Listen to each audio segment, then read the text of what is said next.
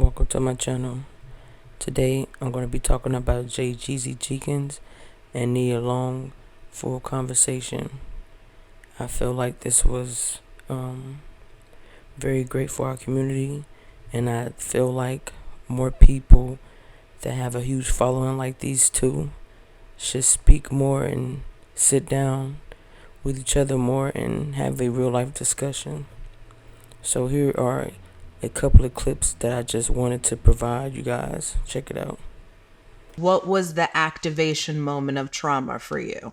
I think there was several things. I think that the first was being left with a babysitter that was a woman that was older than me.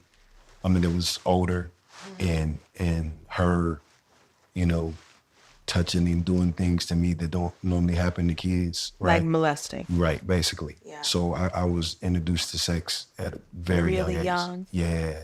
Second thing was that I had this lady that lived next door to us in an apartment. She was married to this guy. They had 2 kids. And Yeah. it was around my age, and I used to hang out with them.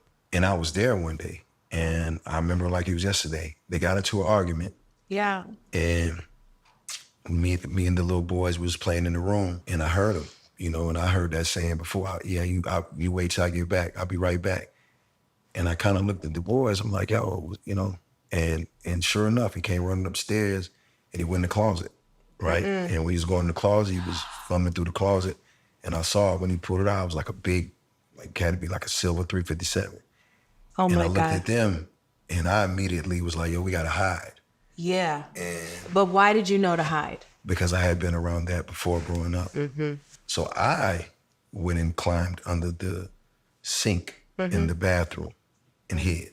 And I heard some yelling, and all I heard was, He killed the wife? he didn't kill her. He shot her like 4 times, Oh my God. right? And he ran, left us there. My mom and dad came looking for me. Eventually, they found me under the sink when the police and everything was there. But I just, they just stuck with me, right? And before I was 8, I had already accepted this is the norm, right? I was already desensitized. And At 8 years old? yeah, I was already thinking like, okay, this is what life is. And it gave me this thing to like always like protect myself, right? Yeah. And Because nothing think, felt safe. right. When my mom's buried, we got like a bench and all these things. She has a crown on her stuff. So it was really beautiful. Yeah. Right. And it's peaceful. And I went out there because I had some life changes that was going on. And I wrote her a letter on the way there. And I sat down and I read the letter to her. I told her about her new granddaughter, how amazing, beautiful she was. I told her that I'm working on my relationship with my son. And we're in a kind of cool place. I told her about my middle daughter and how beautiful she's turning now. I told her about, my life changes and the things that, that I'm concerned about, some of my fears, you know what I'm saying? Yeah. And, and I basically forgave her. What did you say in the moment of forgiveness? I understand what it's like to raise a rebellious kid. I understand what it's like to have your own wounds, that your work that she need to do, right? And she didn't get a chance to do that. And I understand that maybe she had a different way of loving me that I didn't understand. Like, God gave me a gift. I understand that because he kept me safe, he kept me alive, he kept me free, and he made me successful in a sense. I hadn't gave anything back to him yet, which is why I lost my voice, because I tore my vocal cords in the beginning of my career, which is why I How did you do that?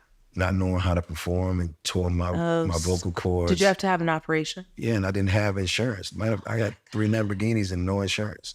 Yeah. I had insurance on my cars and didn't have insurance on me. Look, I think it's really important for Black men and Black women to have these conversations. I don't agree. think we have these conversations enough. Agree. And I think it's a really tragic place when there's a person who's afraid of intimacy, right? Because intimacy is the trigger in which we can actually start to unpack ourselves. That's right. But what was the moment that you knew you had to walk away? Something happened in the Bay. Somebody got killed, and they tried to put it on us while I was on tour with Wiz Khalifa. They came and locked me up right here in LA. I just remember being in jail, and I took care of everybody. $1 million bill for everybody. I did everything right on this tour. I didn't take any gang members or nothing crazy. I took the people that was working. I stayed on my bus the whole time. I did everything right, and I got caught up. I had Minister Farrakhan calling me every other day, like, Jeezy, brother, the enemy's coming. I'm just like, what the hell is going on? So Why was he calling you? he called me and said, Brother Jeezy, your message is changing. The enemy is coming to get you.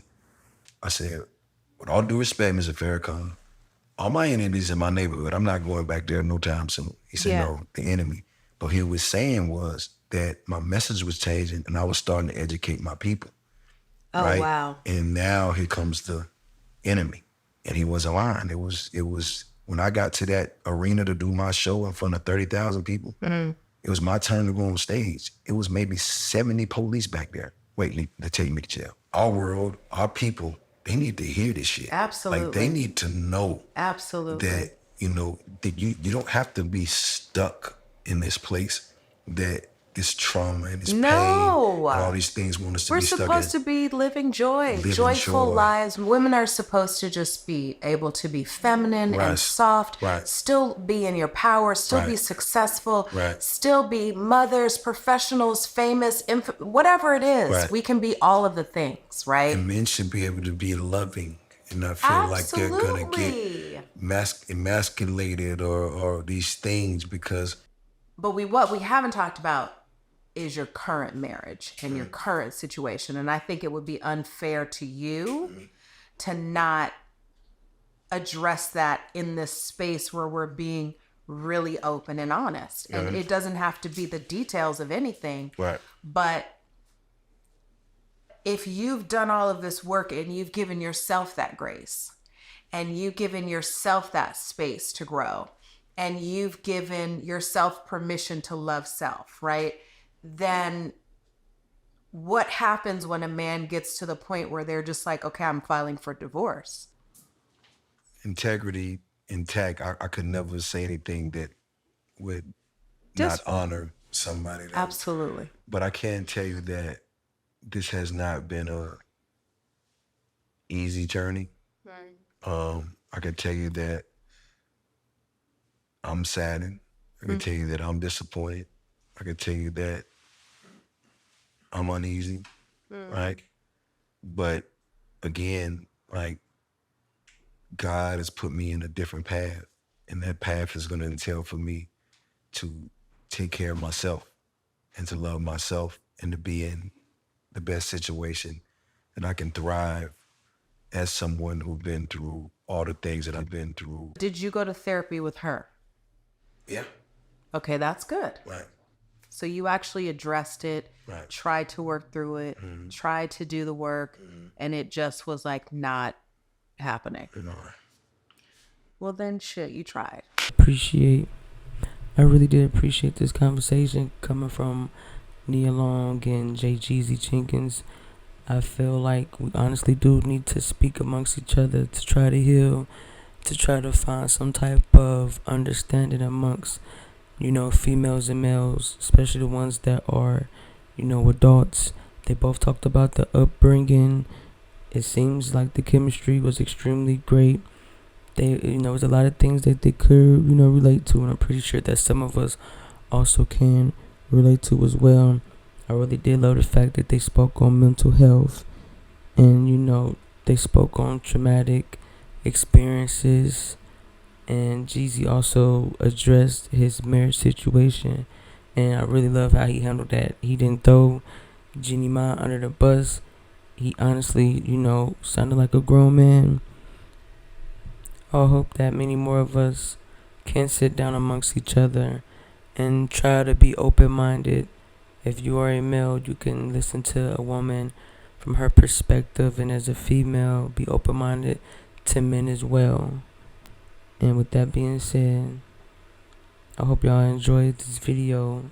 I honestly do hope that, you talk amongst your friends and family about the situation, and everybody try to be open-minded with a clear head, and let's all just start being examples, because there are kids that are watching us, and somebody has to be a role model. So make sure that you subscribe, leave your comments below, and share the video, and I'll be back with another video for y'all. Thank you.